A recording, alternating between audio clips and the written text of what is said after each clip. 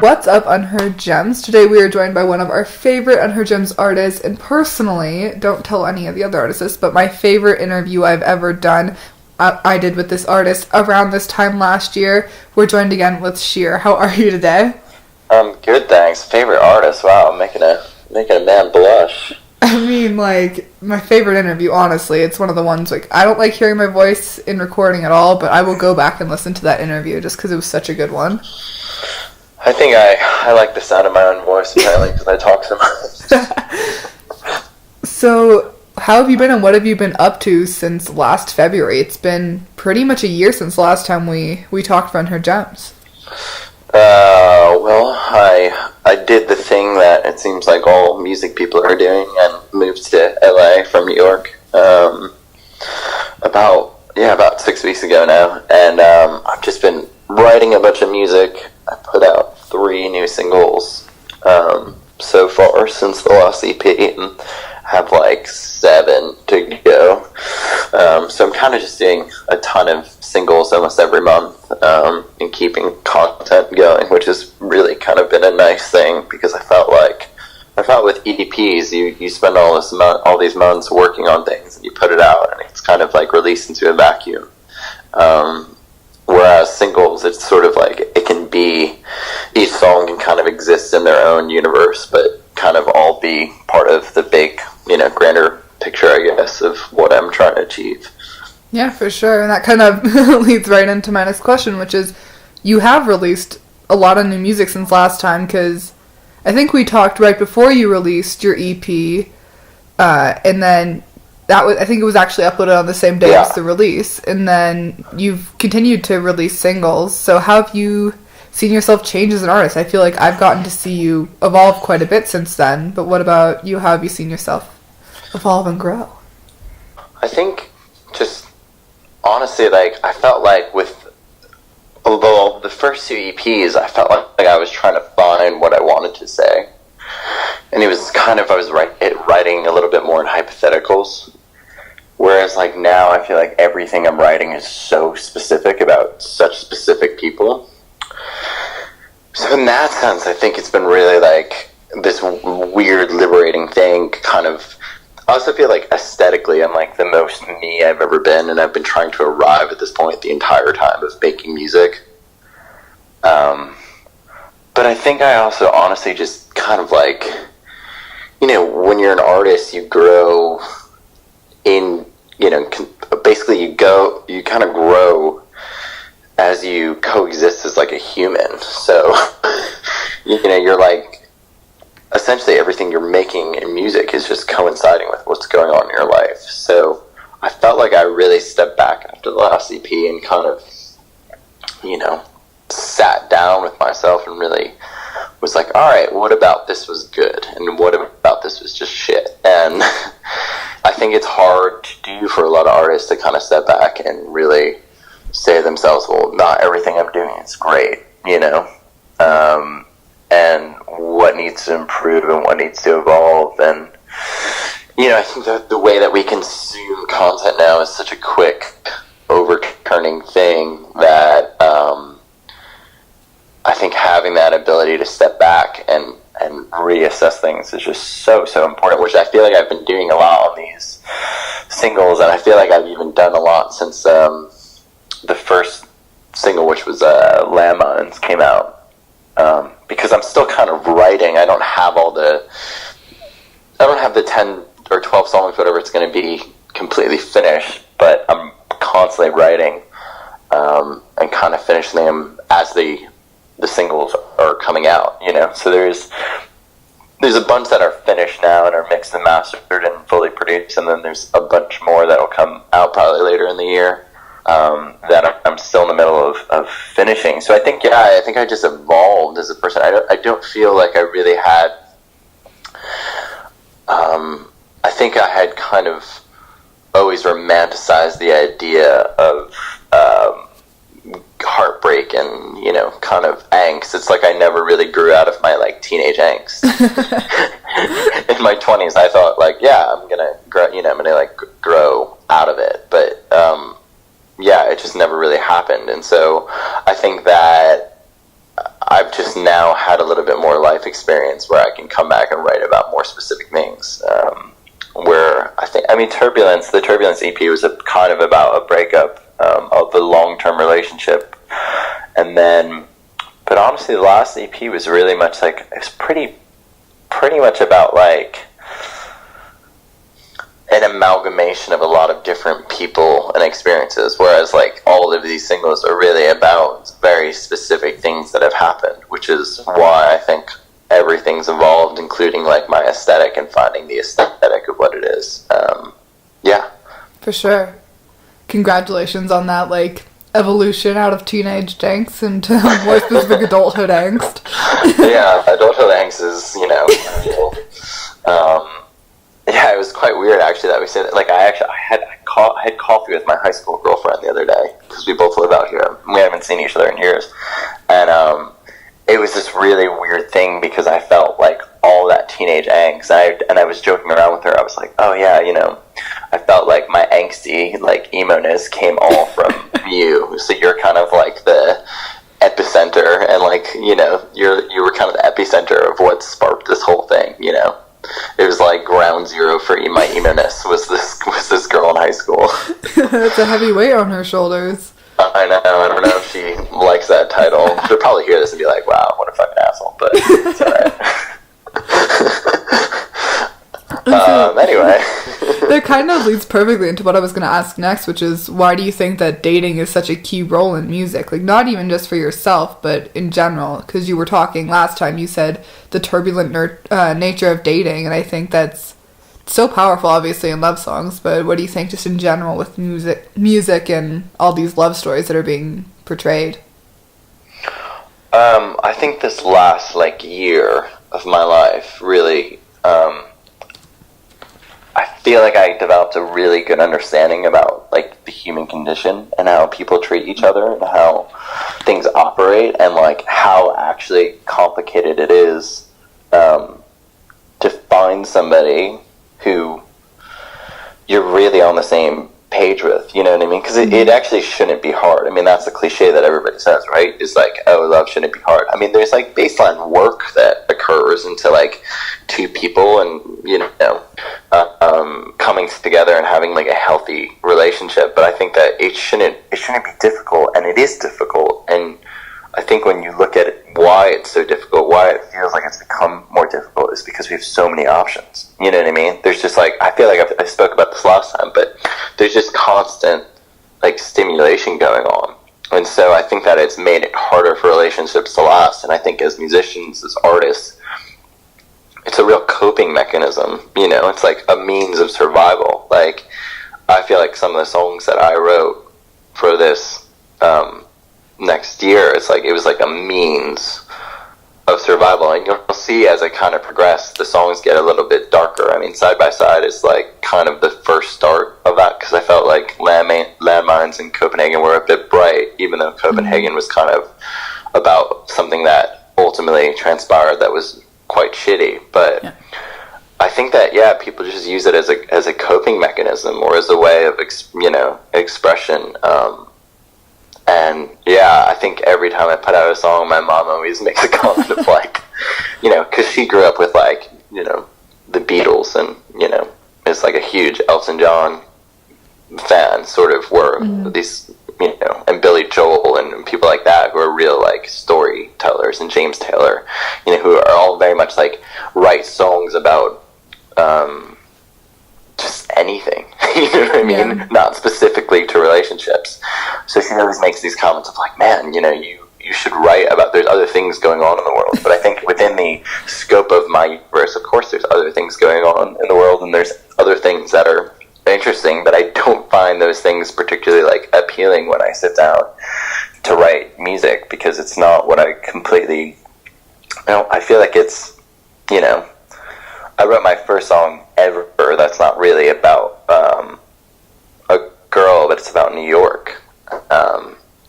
And it felt, New York right now feels a bit like a scorned relationship, because I feel like the last like 6 months of me being there, I got, like, really chewed out, and it's kind of what prompted me to move in some ways. I mean, career-wise, being out here just made sense, but it was the first song I wrote that wasn't necessarily about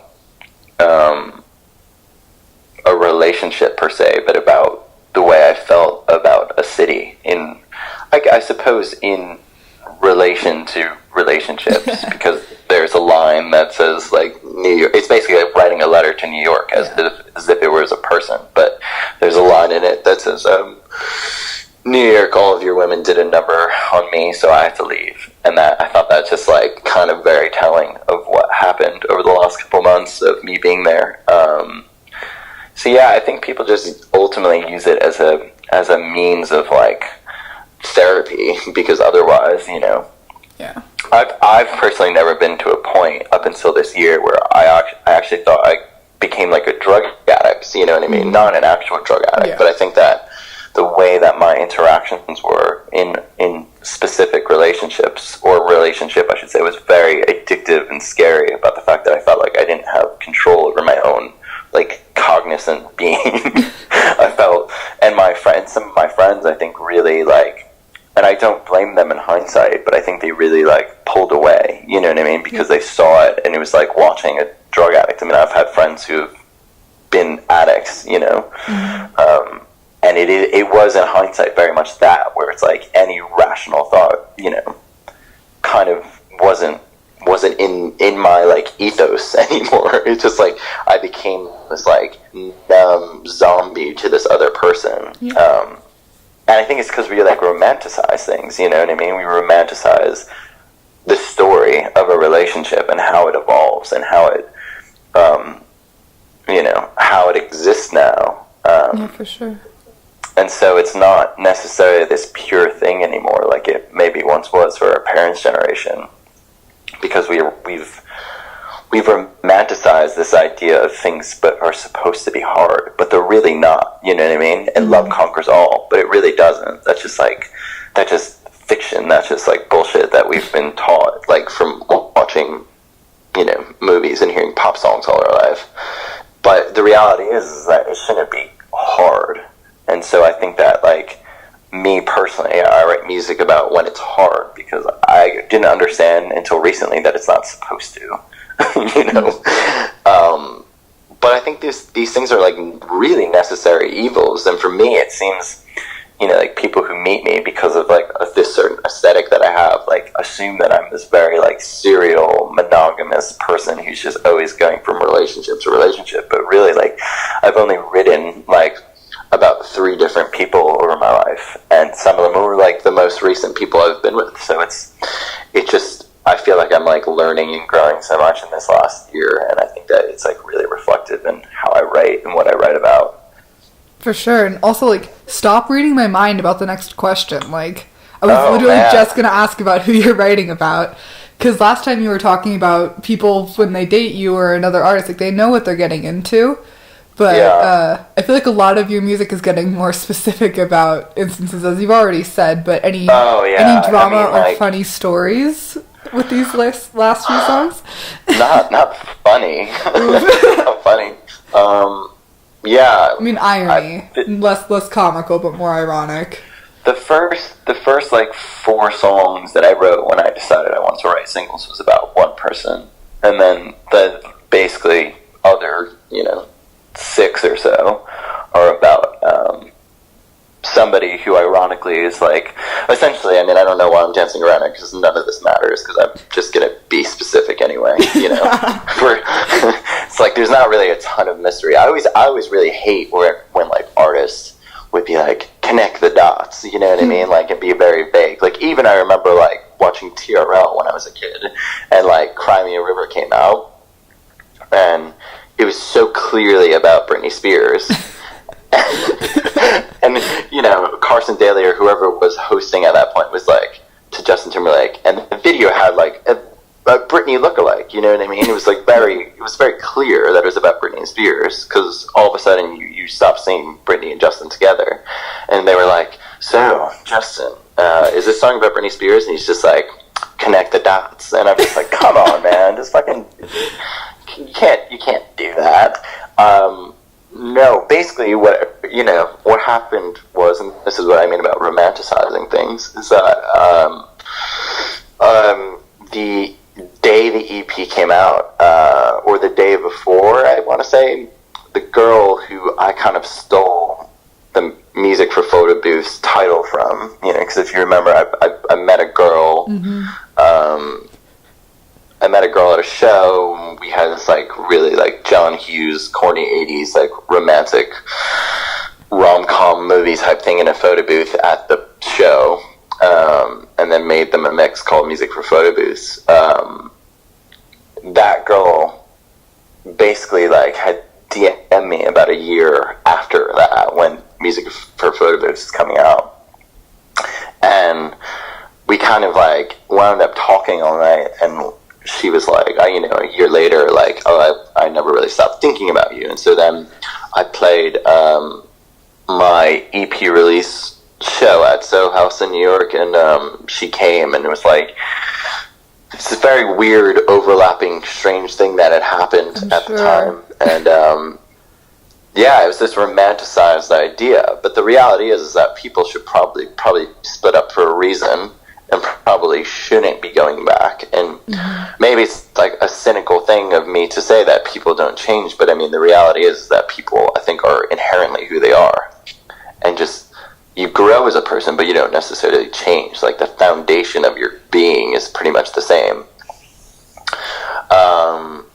So yeah, we dated for about 8 months after that, and it was, I think, a bit of a fucking nightmare, to be honest.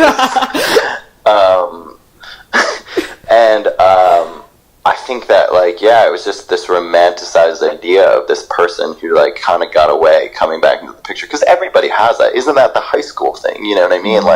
You daydream about the unrequited love you have with somebody in high school, and then messaging you years later and kind of being oh, I've always really loved you. And then you're just and I, at the time, was just kind of so detached in the concept of dating and what it meant and what it really was and what love was. And I think that just now, having gone through all this shit, understand it, understand that it's not supposed to be this romanticized hard thing, because that's just not real. You know what I mean? Mm-hmm.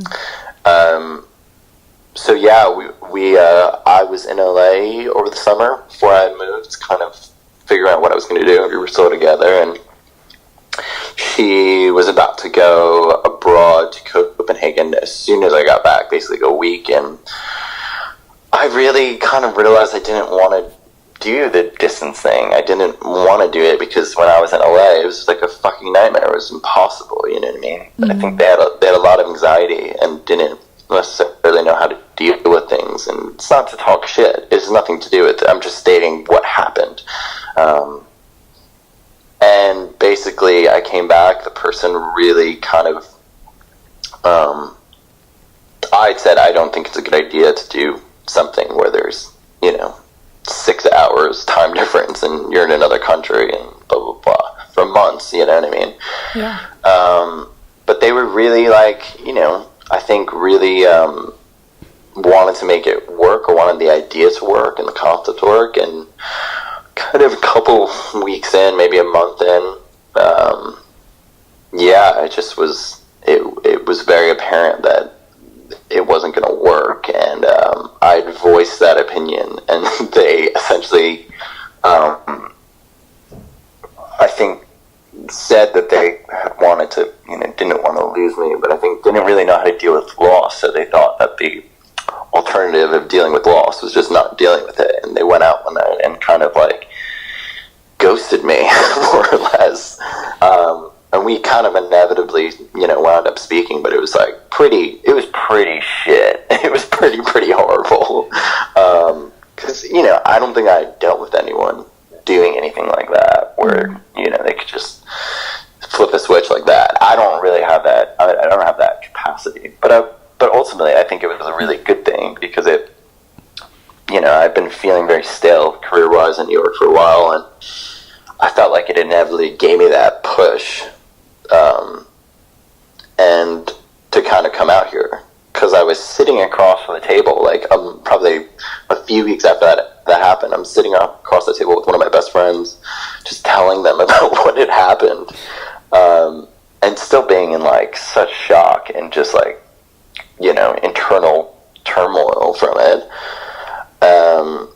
And yeah, basically, at the very end of it, and I'm like, yeah, you know, I feel like I need to like fucking get out of New York. It's like it's a bit of a reminder of all the things that I've like so far kind of failed at, you know, because I'd been there my whole life. And so I was like, maybe I'll actually suck it up and finally move to LA.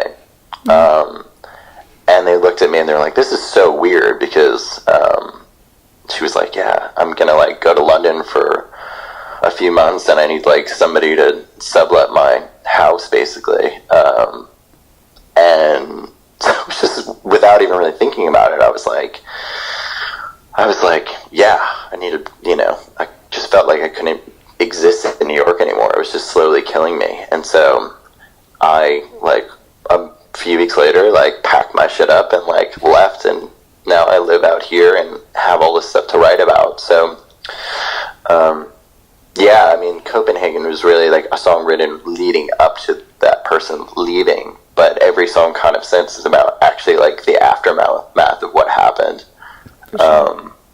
And what that, I think, yeah, it just made me really have a great concept of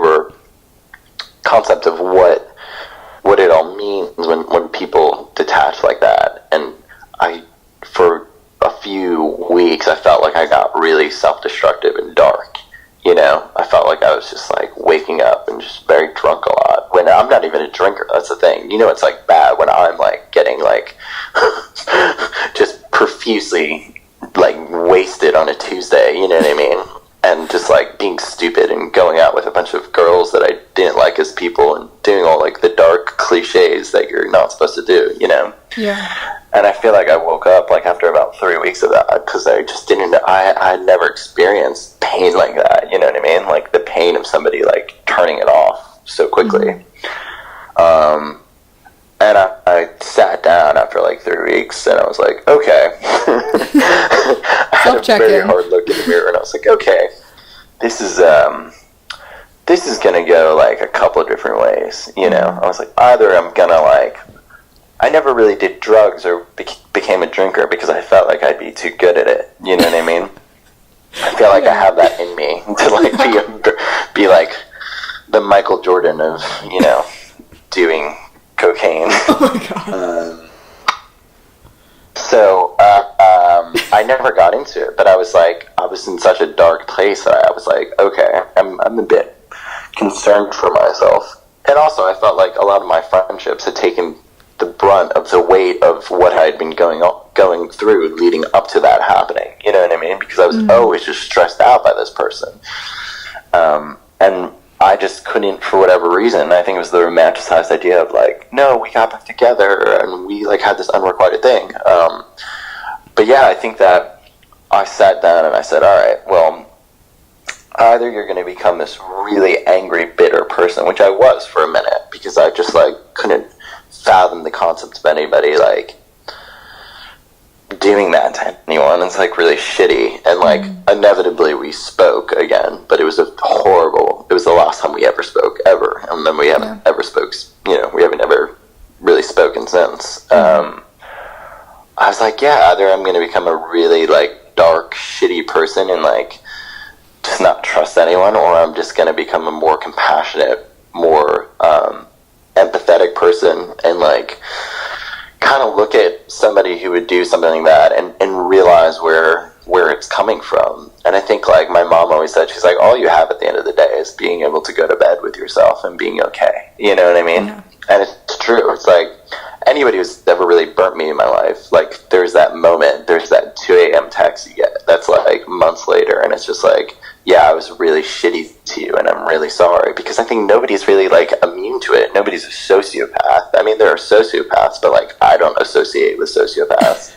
Yeah. I try not to. Maybe like borderline sociopaths. Like sociopaths in training. Oh my gosh. But yeah, I think that to be honest, I think it really taught me so much, and it made me like have a greater understanding, because I felt very detached And I bought into like the whole disposable nature of dating and people using each other and like not having anything being real, and then not being able to distinguish things that are real and like what love is, and just the fact that like, oh well, everybody else was baseline pretty shitty, so you're like okay, you know what I mean? Like, and I just feel like I'm at the point where I'm in such a better headspace because of that happening, and it was like it needed to happen, you know what I mean? Mm-hmm. Like I needed to go through all those things that were kind of awful in order to like essentially become who I'm supposed to become. And that sounds like some like cheesy, you know, like popcorn movie like origin story, but I think it's not. Like, but no, it's true. I think that it's like the most growth I've ever experienced as a human, and part of that comes from something shitty happening. No, for sure. And you start to realize things like your own. Like I think that we kind of invite certain drama into our lives without realizing it, and we aren't super as self-aware as we thought we were, you know. And I think for me, like experiencing that, I don't know. I had a few months because this happened back in September, like end of September. So I feel like for the last couple of months, it's just been really about me like stepping back and having more introspection.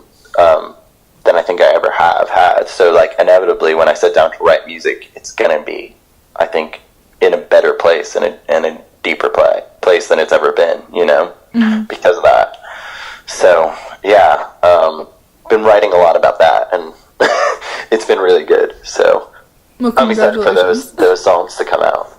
So am I now. Like I think it's just so cool. Like especially talking to you, I feel like you and then a few other artists I've talked to, like just the way you open up about that stuff and just are completely fine being vulnerable about it in a less obscure way than just putting it in your music. I think that's amazing. So I thank you so much. Well, I think there's like, you know, I've always said, you know, like I don't know, there's not, yeah, of course, like the kind of aesthetic I have on Instagram, like I'm not, you know, I'm not like categorically like a sad person by any means, and I don't, you know, I think that might be like the perception, but I think that like I just try to, like my favorite DMs to get on Instagram aren't even about music necessarily. It's like that shit is so relatable, and it all ties into what I write about. So I feel like there's no point of like sitting here and not being very vulnerable and specific, because everything I write is vulnerable and specific.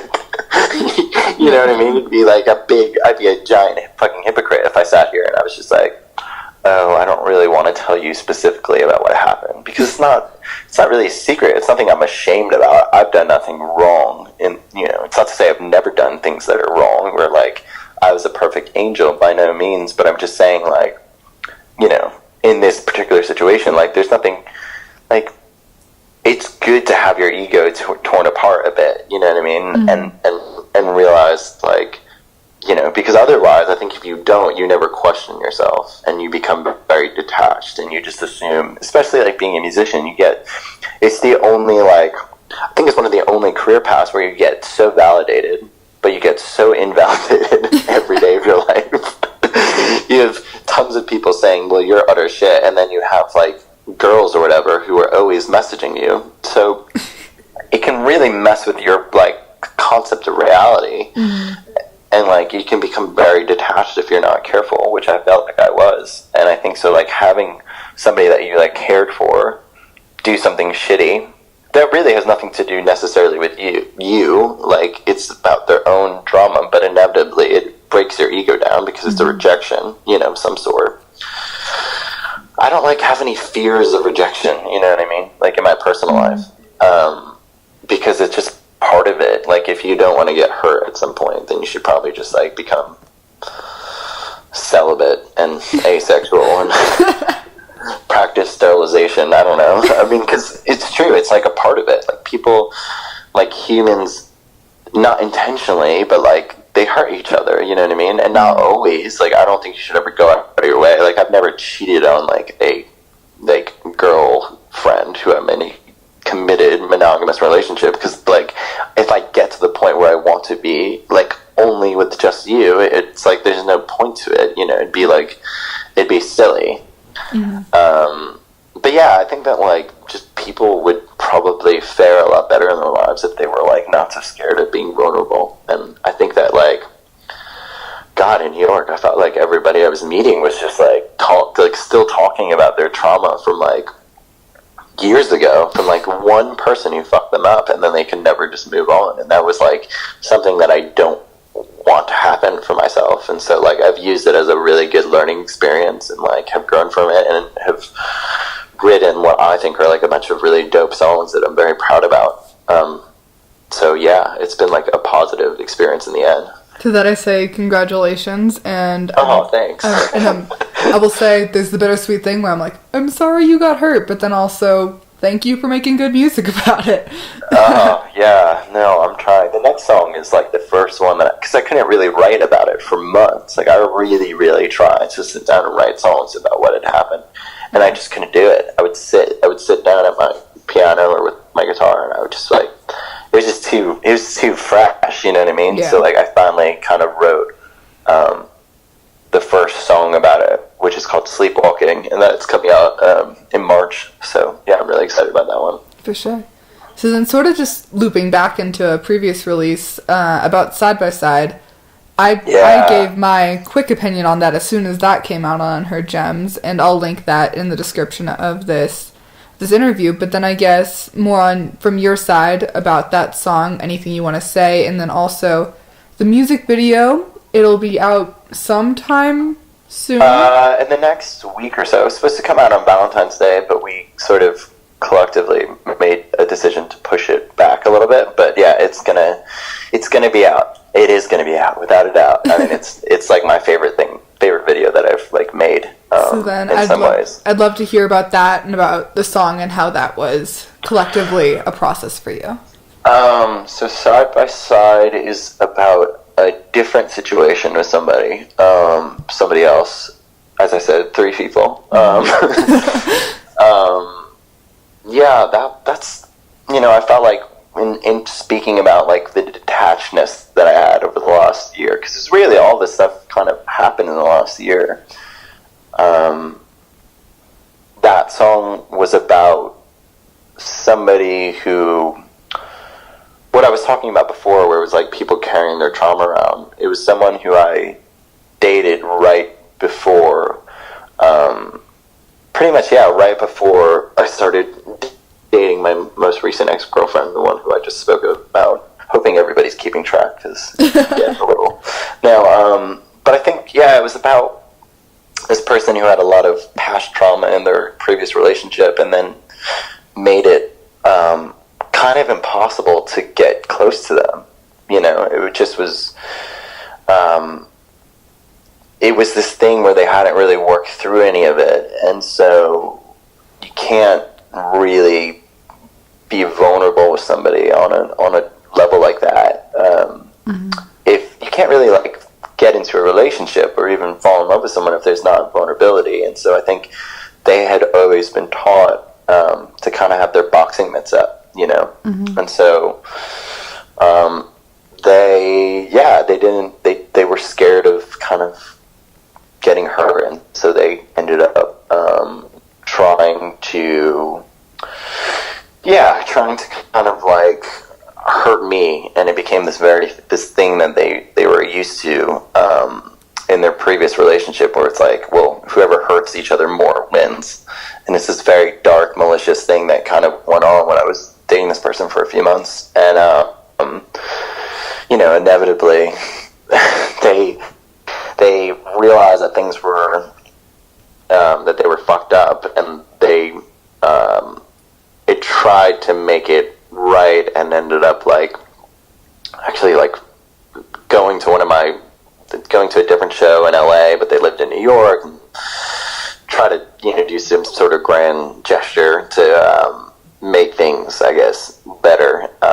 But it just was very like clear that it just wasn't gonna like work. And so yeah, like I said, like last year was very much this weird thing where I had a lot of overlap in people I was seeing, and it was horrible on my end. And I think it was just because I wasn't really ready to be with anybody, and I think I just like rather than accepting that and being like, you should be alone, like, be alone, you know, because I had been alone for a while. I felt like I've been alone and been doing the dating thing for like a year at that point, and then the following year I felt like I just met a bunch of these people who came into my life kind of in this like serendipitous type of manner. And so I think that, you know, being the romanticizing how people meet, I convinced myself that some of these things were more than they actually were.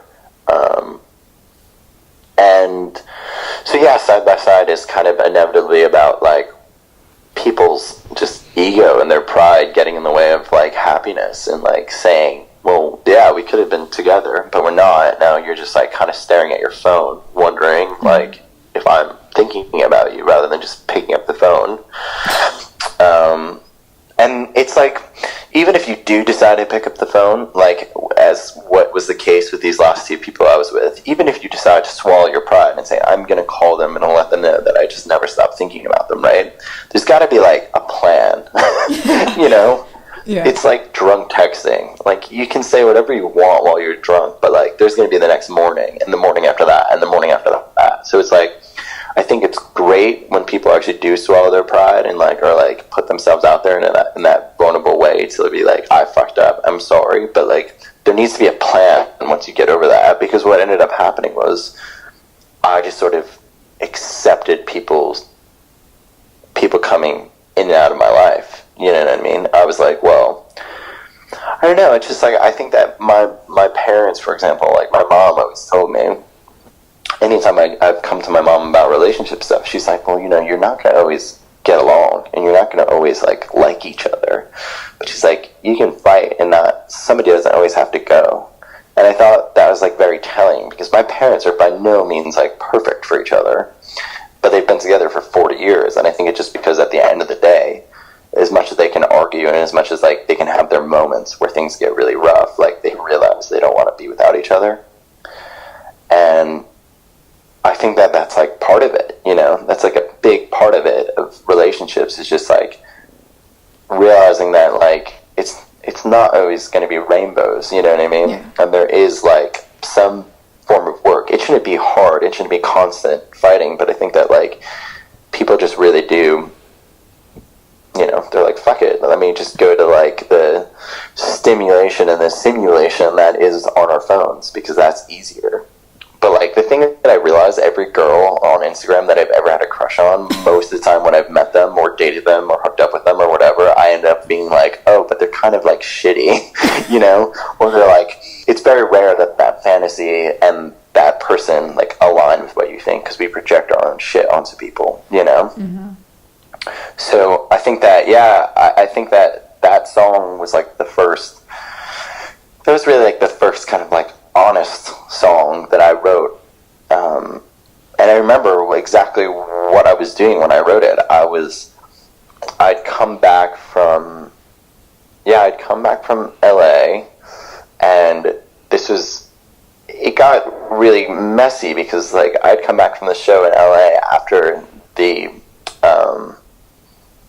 show in New York, the Soho House show that I had mentioned that my ex-girlfriend, or whatever you wanted to call her, showed up to. So it was these two people who kind of like just kind of showed back up, and which is also a really weird thing, by the way. It's like everybody's like, well, that must be very validating, having people show up at your shows, but it's quite, I don't really like it, you know what I mean? It felt kind of like, well, I was just going about my life, my business. And people, it's very like destabilizing when that happens, you know what I mean? Yeah. Because it's like, well, you're not friends at that point. It's not like you're like, oh, you know, it's not as if like what I just mentioned previously about like my high school girlfriend. It's like, well, you're so far past any sort of romantic thing that had happened between you two that you can kind of just laugh about it. You know what I mean? It wasn't like that. And so still fresh. Yeah, I think that, yeah. And so I came back from LA after these New York and LA shows very confused, because I had these two different people kind of pop back into my life. And I remember kind of like sitting there looking at my phone after all these like promises with one of them had come up of like how, you know, how they realized they were fucked up and blah blah blah, and, you know, I was sitting up by my phone kind of staring at it and being like, you know, kind of sitting there like, well, I don't really want to put any effort into this. You know what I mean? And you end up kind of playing a game that you are, you know, horribly against, where you're like, I'm not going to text them because they should be putting in the work because they're the ones who wanted to give this another go. And I just remember sitting there being like, fuck, you know, this could have been so easily avoided, you know what I mean? We could just, like, could have, none of this, like, these grand gestures and this, like, sort of, any of these, like, romanticized notions needed to exist if we were just honest with each other, you know? And in fairness, I wasn't particularly honest either, because I think I'd become, like I said, very detached in my concept of what relationships meant. But I think that I was sitting there, like, kind of feeling, like, really sick over everything and confused, and, yeah, I just, like, blanked out for, like, 5 hours, and when I woke up, kind of, more or less, the song was written, and, like, the basic demo of it was pretty much done, and I think that it's my favorite song. It's definitely, like, my favorite of the batch, and it's the first time where I felt like this sounds like me, very much me, the way that I wrote it, and the way that it's produced and everything. It felt like everything I had tried to achieve. It's almost like, it feels like what I tried to achieve on Tidal Wave, but from the last EP, but just not as good. And yeah, so that's sort of how that song came out. And then the video I shot with one of my best friends, Marco, who did the last, pretty much any video that I've had.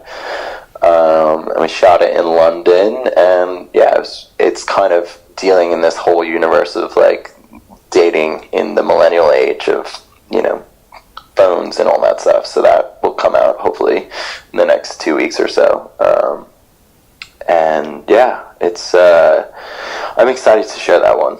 Yeah, and not to sound like I'm copying what you said or anything, or even dwell too much further on this, but honestly, when I heard Side by Side, I did think, I'm like, wow, this really sounds like a new, like, not like a new artist, but I feel like it sounds like a more authentic and refined sense of what you were already doing. And to me, as a listener and as a fan, like, to me, that's a great thing to see, like, sort of as, like, a breakthrough for an artist. So I was so happy to hear that song, and even though, obviously, you could hear the struggle and the pain behind it, I thought it was absolutely beautiful to see this transition and shift for you. Yeah. I think it's, I think when you're an artist and when you've been doing it for a minute, you have this, and almost all of my artist friends kind of have this same conundrum, where it's like, you hate everything you've ever done after it's released. Like, once it's, like, more than a month old, you're like, yeah, fuck. Like, I even think of, like, Landmines, and I'm just like, God, it doesn't really feel like me anymore. And that was only in September, you know what I mean? So it's or maybe in October, I'm not sure when I put that song out, but yeah, it was either September or October. And, yeah, I think it's really strange in the sense, because there are songs that I think are really good, I just didn't nail the production behind them. But I suppose that's, like, the ultimate goal, inevitably, is have this whole thing scale and get better and better and better, and then, you know, kind of take down songs and maybe, like, reproduce them at certain points. I mean, tons of artists and bands have done that, you know what I mean? Yeah, for sure. And I always, like, forget that I'm still very much a brand new artist to, like, 90% of the population who don't know me. So I think all the insecurity of, like, oh man, yeah, I wish I mean, it would be really sick if I had just arrived at, like, you know, putting out Side by Side as the first song I ever released, but, like, that's just not always the case. Yeah.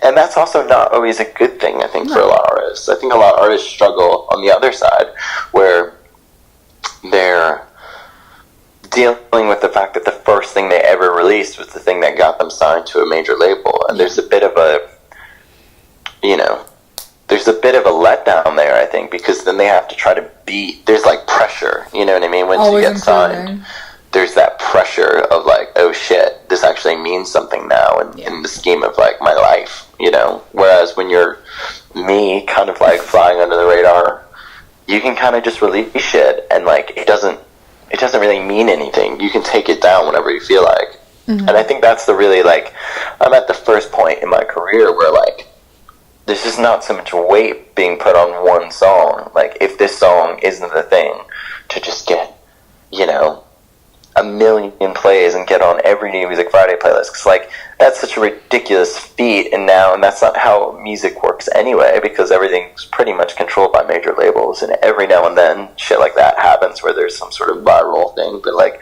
truthfully, my favorite bands and artists have been kicking around for, like, decade, like literally a decade before they broke. And I think that's important, because by the time you actually do break, you want to be at a point where it's like you've already gone through all like the hang-ups, and you've already gone through all the like shit and playing shows to nobody, and like, you know, I was watching like an interview with Jack Antonoff. He was interviewing St. Vincent, and they were saying they're like, well, we kind of came up together, so we've known each other for a really long time. It's like, we used to play shows to, like, nobody. And he's like, yeah, wasn't it weird when 50 people came out to your shows and you thought that you made it? Because you were so used to playing empty rooms. And I think that's kind of like, I think I'm very okay for the first time with maybe that being the case for a bit. Yeah. So then, I guess sort of like a shift, but brief crash course about the rest of 2019. Can you give us approximate dates or teasers for anything that's to come?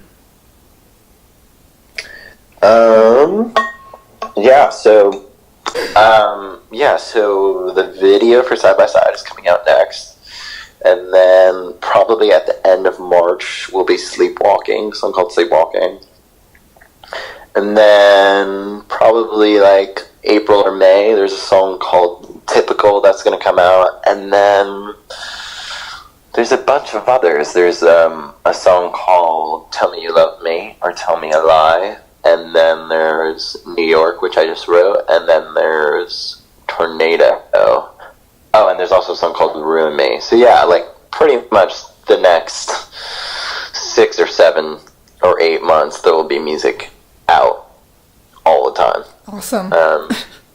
Yeah, which is really exciting. I mean, I think that it's just like, really, I'll say like Side by Side was the first time where it felt like, you know, alright, there's a lot of tiny victories happening at once, and yeah, I think that it's been like a really cool, interesting process of releasing music just one by one, because I've never really done that, you know. I'd always been, the focus has been putting out things in bulk, which I don't really like, and I can't imagine going back to. Cool. So then I also have a question about collaborations. So yes. You recently worked with Mothica, and then you worked with Cascade, and how were those collaborations, and do you have any more in the future or any on your collaboration bucket list? Oh, I have loads on my collaboration bucket list. They just have to know that I exist as a person first.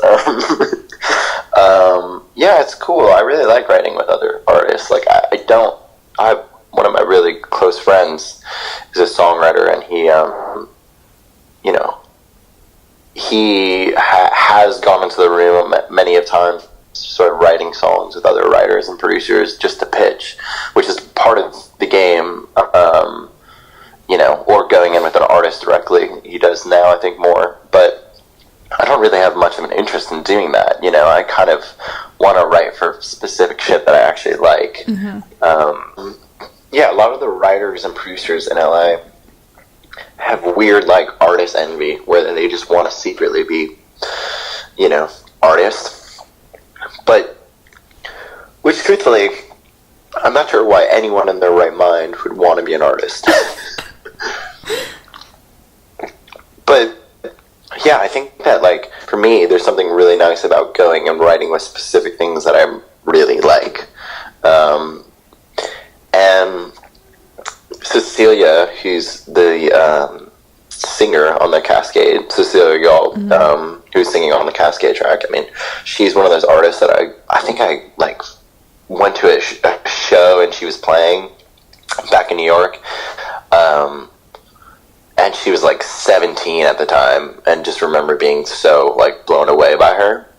And then, like, it was weird because it turned out that, like, she went to, like, the sister high school of me, and then, like, now goes to the same program I was at NYU, and, like, lived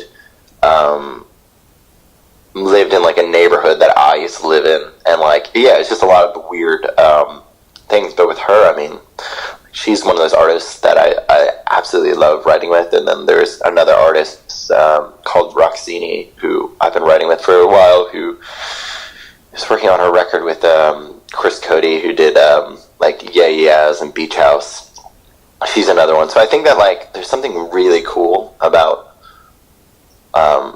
writing with people's projects that you just kind of like admire, because honestly, it's like, for me, I do something so specific, so it's nice to kind of like, I always look at it as like a break from my own brain, you know, when I'm writing with another artist. Because for me, it's like I write about such specific things, you know, so I think it's really like, there's this really great thing to kind of just like stepping into somebody else's world. And I think most of the artists I work with, to be honest, I feel like most of the time I'm an editor, you know, like, to a lot of the things that they want to say, like trying to find the best ability to help them get their ideas across. Yeah. But honestly, most of the artists that I work with are so talented that, like, I feel like they have such a good sense of themselves, and I just try to like help them get there, maybe arrive at the idea a little bit faster, but their ideas are always so good that it's like, it should be easy, you know what I mean? It should be easy to write a song. Like, a lot of the people I've worked with were like, oh my god, we got a song done in a day. I'm like, yeah, that's what it's supposed to be. You're supposed to be able to walk into a room and come out of it a few hours later with a really good song. Otherwise, like, what's the point? We're not, you know, we're not writing classical music here, where it's like our life's work are going into, you know, a piece. Yeah. So yeah, that's been really cool. I mean, there's loads of people that I'd like love to work with. Yeah, I mean, is his name Kevin Parker? Is that what his name is, from Tame Impala? Mm-hmm. Yeah, I always get confused because there's a writer called Justin Parker, I believe, who did all the Lana Del Rey stuff. Yeah, Kevin Parker, I mean, like, he's amazing. James Blake is amazing. I just feel like those people would listen to my music and be like, cool. Because they would just think it's, like, really not cool. Well, then they'd be missing out. Oh, thanks. Yeah, but man, it's a nice thing. I always just make the distinction. I'm like, I'm an artist that writes occasionally for other artists that I like. Because, yeah, LA is the land of the songwriters who want to be artists. But, yeah, being an artist is a very specific thing. Yeah. Well, congratulations on being able to do both. So. Fun, you're a man who can do both, right? That's where that saying comes from. Exactly. Songwriters, yeah. So I guess we talked a bit on the phone a little bit ago, and just catching up as friends, which I think is super cool as a fan, and I want to say I'm a friend. So that's really, you're a friend. Yeah, you're a friend. That's really cool for me. And then sort of just talking about social media, both your media and then just social media in general. So how do you see the evolution of media and music sort of going together, but developing side by side? You have such an amazing social media feed, so how much time would you even say you dedicate to media and other artists as well? How do you think that's a tool used for expression along with music? Well, I think it's quite funny, because for me, I feel like every time I get over this giant hump of releasing music, I kind of go away, and I'm just like constantly thinking about what the next thing is. Like, if you were to ask me right now, alright, well, what's the aesthetic of the next thing once you're done with all these songs, I would have no concept at all of what I'd want to do. Like, zero. And I think it's because I have to kind of retreat inwards to figure it out. But I think that for me, like, a lot of people don't realize this. Like, every single photo and every single, like, image that's on my Instagram is me. Like, I've done all of that. Somebody thinks that, like, I even have a really good friend who, like, knows that I do all of it. And the other day when I posted something, she's like, I thought that you took that from, like, I think it was the sparkly image for ghosting. No, I like literally went to fucking Michael's, bought a bunch of shit, and then took that photo and edited it. It's like there's not some elaborate, person behind it. There's no Instagram. I think for me, it's just there's no like Instagram manager. There's no art director behind this. So anyway, I think that like the way that we consume content is very visual. Like we're a very, very visual being, and I think the music and like the art direction are so important. I mean, I like my favorite, bands and artists always have like the best art direction. Yeah. And so,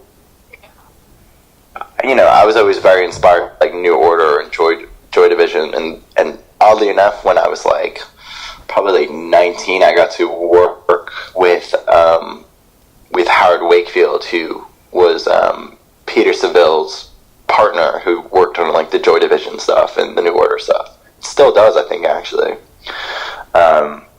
Which was like completely mental for me, because he's like, I just, New Wave is such a big part of my like aesthetic and what I listen to.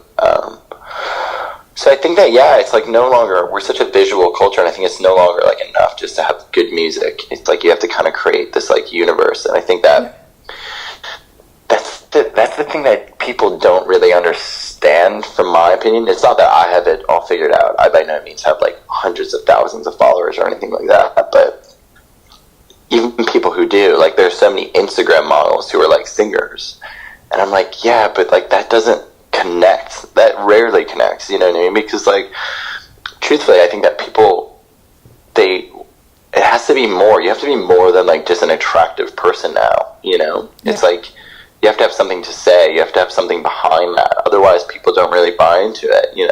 That's why there's tons of these people who are singers who have sometimes millions of followers, and it doesn't really connect, because it's like, well, what does like the music say versus like somebody just liking a photo because they like you or they like the way you look, you know what I mean? Mm-hmm. So I think that it's a strange time where, and it's like also, for whatever fucking reason, like the labels haven't caught up to that concept of like everything's based off of metrics and analytics, but like the reality is you can have 30 million streams on a song and then like not be able to fill a 500 capacity venue, and you're like, there's something wrong about that, you know what I mean? So for me, honestly, like I just kind of find like all the posts a little bit of like me taking like the piss out of myself, to be honest. Like I think it's more self-deprecating than anything, because it's like the reality is, it's like, there's obviously everything that I've said is very much true and personal of what's happened, but I think that like the way in which I'm portraying it is not necessarily like totally indicative of me as a person. Like I think it's kind of supposed to be like a little bit tongue-in-cheek, and it's supposed to be relatable, because we all deal with this shit. We all deal with getting ghosted, or like, the shittiness of like the dating apps that have made us all so fucking utterly detached as humans, including myself at points. And I think that it's just like, if I can just do it because I think that it's just, at the end of the day, everything I'm doing right now, it's not because I think anybody gives a shit. It's because I'm doing it because I enjoy doing it, and that's like the first time. It's the best place I've ever been mentally in some ways because of that. Because I'm just like doing it for myself, and I'm questioning myself a lot, which is a bit scary, but I think that I'm also doing it because I'm like at the most vulnerable point in my as myself, and as a person. And I think, like I was saying before, it's the same as like falling in love. I think in order to like make good art, or whatever you'd like to call it, without sounding totally like pretentious, I think you have to be very vulnerable, you know what I mean? And I think that like the visual and the way that we consume content, it's just really important now, and like having a brand and like creating a universe for people to like live in that connects to your music. Like I couldn't make sunny pop music and then have this aesthetic. It just would be detached. It wouldn't make any sense, you know what I mean? Yeah. But but yeah, I think that it's like, it's been a really like cool experience, like kind of being my own like in-house creative agency, you know. Even on the side-by-side video, I mean, it was like very much a collaborative thing. Marco is an absolute fucking genius, and I'm not even saying that because he'll probably see this, but he is like the master of all, what is it? Master of all trades. Yeah. Whatever Jack of all expression trades. is. Right, jack of all trades, yeah, exactly. Where I think that he's able to bring my vision very much to life, and when we were talking about it, I was like, I wanted to connect back to like everything that I'm doing on social media. And yeah, so I just think that like everything is about consistency for me in terms of like an aesthetic and creating this universe. And it'd be very strange if all of a sudden you see me and it's like fucking sunny out, because I'm not making that type of music at the moment, you know. Yeah. Even the songs that are a bit like happier sounding, it's like lyrically they're like kind of sad, you know. Yeah. Copenhagen sounds like a fucking like sunny day bop, but it's quite, you know, lyrically it's a bit sad. Yeah. Well, I guess like my last real question for you, other than the classic Unheard Gems ending statement, would be, I feel like every time I talk to you, I learn something about life and things that I can apply to my life. Like, I'm not even joking. I think it's we just... We wanted an interview, but we got therapy. Honestly. But any words of wisdom that you just feel like you could say and give your perspective on that you just want to leave us with? Maybe not wisdom, but just something that I think that, like, is important to me, because I've had a few friends now come to me in the last, and I'm not sure if it's something in the air or the winter or what's going on, but I think I've had a bunch of friends kind of like silently, I guess suffering, you know, is the best way I can put it. And I think that like as somebody who's like struggled with depression and anxiety for a long time, I think that, I don't know, I just think that we have like a lot of shame in this country about seeking help and actually like saying out loud that you're not happy or you're upset. And I just think that like, at least for me, I'm at the end of the day like a person, and I always want people to reach out, and will always like drop what I'm doing to talk to people. And I think that a lot of other people, you'd be surprised how many people I think actually will be there if you put yourself out there. And yeah, I just think that like I never realized like the importance of mental health until I felt like I was like losing it, you know what I mean? And all these stories in which I've told, there were points in which like I really went off the fucking deep end. And having friends and other creatives especially, like, I mean, I think a lot of people saw the Lady Gaga movie, A Star Is Born, right? I was blanking on the name. But I think, you know, and a lot of people have an issue with that movie because the way that it portrays the mental health of the main character. But I think that there's a lot of truth in that. Of that is actually something that exists. And I've never been, you know, I've always been quite dark, but I've never actually been at that point where I had contemplated suicide. But I think that a lot of my friends have, a lot of people I've talked to have, a lot of creative people that I know have or have struggled. But I think that I think it's just really important not to like suffer alone, and just realize that like even when it seems like nobody gives a shit, like people still really do care, and that, you know, as bad as things really get, you know what I mean? Because I felt like when everything had gone down with me in the fall, I really was like mentally in a fucked up place. I mean, like probably the darkest I've ever been. And I felt in some ways a bit abandoned by certain people because truthfully I felt like I had taken it out of them leading up to that point, you know? Yeah. But I think that, yeah, like a lot of people feel like a burden, you know, and I don't feel like you should. So like whatever means, I think if you're an artist or a creative person, or even if you're not, even if you're just struggling with the stuff and you're just not you don't have that outlet. I think it's a matter of finding that outlet and realizing that, like, you know, the cliche of things getting brighter, it's like, it is very true. Like, things do inevitably kind of lighten up, and you're not, the things that, like, you're haunted by aren't going to haunt you forever, you know? Yeah. And I think that it's just, like, there's a lot of shame about, like, going to talk to somebody, even if it's, like, a friend, you know? But I think that it's just, like, really important to, like, you know, and I'm guilty of this as well, and so this is why I think I'm saying this, is that, like, a lot of people I know, they kind of use comedy as a way of, like, really, if they don't suffer in silence and they're very vocal about maybe some of the things they're struggling, they use it, they kind of brush it off in a comedic way so they don't have to actually deal with it. And I'm the most guilty of all this. I mean, all my posts are pretty much about that. But I think, like, in all seriousness, I think that it's just really important to realize that, like, it doesn't have to go down that way. And I've had a friend, you know, take their own lives, and it was very unexpected. And I think it's because they were just suffering in silence, and they didn't actually come forth and say, "Hey, you know, this is, I'm struggling," and like, people are scared of the reactions of other people. And yeah, I just think that, like, it's really important to reach out to people, like, check in with your friends, make sure they're okay, you know? And, like, everybody's fucking busy, but, like, the reality is we're on our phones all the time, like, hours upon hours of the day. So it's like the effort that you make into making that post that, like, maybe could be funny or get, like, 100 likes is really of not much consequence when you look at the bigger picture of checking in with your friend and making sure that they're doing all right. If you're not hearing from somebody, don't assume it's because they're busy, you know?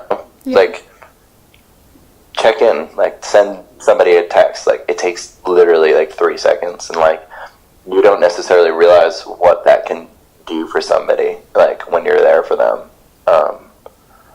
Yeah, so I don't know. I think that and listening to music and exercising and recycling, and we're just going to turn this into a PSA, like, eating your vegetables and sitting up straight. No, but I think, honestly, I think it's, like, yeah, I think it's really, really important to, like, actually talk about this shit and not just talk about, like, relationships, but I think, like, talking about things that I think really matter. Because honestly, like, none of my fucking past woes of relationships mean anything in comparison to, like, struggling with mental health and, like, actually taking care of yourself. Yeah. And, like, I'm also saying this to myself because, like, I wasn't sleeping for, like, a month, I think, like, where I was getting, like, 3 hours of sleep and just, like, living off of, like, caffeine, and it's, like, very self-destructive behavior. And I just think that, like, it is true that all those things, taking care of yourself, is really, really important, and not getting sucked into, like, you know, because it becomes a vicious cycle when you're, like, doing that. It's like, well, you're staying up all night and going out because you're, like, not necessarily dealing with whatever is haunting you, and then you, like, wake up and you're, like, fucked up because you didn't sleep, and then you, like, drink tons of coffee, which just, like, induces more anxiety, and you just do it over and over again. It's just exhausting, you know. And I didn't realize how bad it was, honestly, until I moved. Because in New York, you can kind of exist that way for a really long time. I did exist that way for a really long time, because that's kind of the New York thing, you know? It's like the whole, like, rolling out of bed and, like, you know, brushing your teeth with Jack Daniels thing. I mean, not quite, but it is a very fast-paced moving organism that is a city, whereas I think LA is much slower pace, and you have to drive, and you have to be, like, aware of your surroundings when you're driving, so you can't really do that shit. Yeah. But yeah, I just think, like, in general, like, for myself, I'm taking a moment and realizing not every single moment of the day needs to be packed with things, like, related to my career, and just trying to remember to, like, take care of myself and check in with myself, and also just check in with my friends. So yeah, I really do encourage everybody to, like, not be so fucking self-involved. Like, actually, like, use your phone for good and text people and make sure they're okay if you're not hearing from them, because you don't actually know what somebody's going through. And I've had friends where they'll tell me something, and I'm just like, I would have no concept that they were going through that. you know, because I didn't say anything, and that makes me feel like a shitty friend, because like I'm always there for you. And I think guys, especially guys, are very proud. You know what I mean? Like guys are just like, well, it's not, you know, it's not fucking manly to like say that, you know. That's just like this whole concept of like masculinity of what you're supposed to be. It's like we're not in the fucking 50s. You know what I mean? Like let's calm down with all that. I think like in general of 2019 and going forward, we can just like toxic masculinity can just go fuck off and die. I think we're all okay with that. Yeah. So that is my brain for the day. Hope you enjoyed it. I was gonna ask again. You're gonna pick a favorite musician. You got one. Who would it be? Who deserves more recognition and why? My favorite musician? Yes. Who deserves more recognition? Oh, man. I mean, probably Tom York and Radiohead, you know? Sounds good. Or no, maybe Trent Reznor. I don't know. Then you gotta add the why. Oh, why? Or like Morrissey. I don't know. I think probably, or like Kurt Cobain. This whole pick one thing. I know. Maybe Radiohead. I feel like Radiohead, you know, just the way they write music, especially like their second record, The Bends, I felt like really had a big impact of me of how I thought about songs and songwriting and all this stuff. And none of my music is really influenced by them in like a very obvious way, but I think just like High and Dry was one of the first songs that I thought was like a very honest song that got me into kind of writing honest music, you know? For sure. It's a really beautiful song, so I know exactly what you're talking about. Yeah. So, alright, well, this was so much fun, as always. Yeah, I think you just, you crushed your record of last time. You were the longest Unheard Gems interview with 35 minutes. Nobody's gonna want to listen to me blabber on about sadness. Well, no, I think it's good. I always love these opportunities just to talk about things I think are important. Awesome, thank you. Tell me, is it hard to see me with somebody who's not you? 'Cause you're the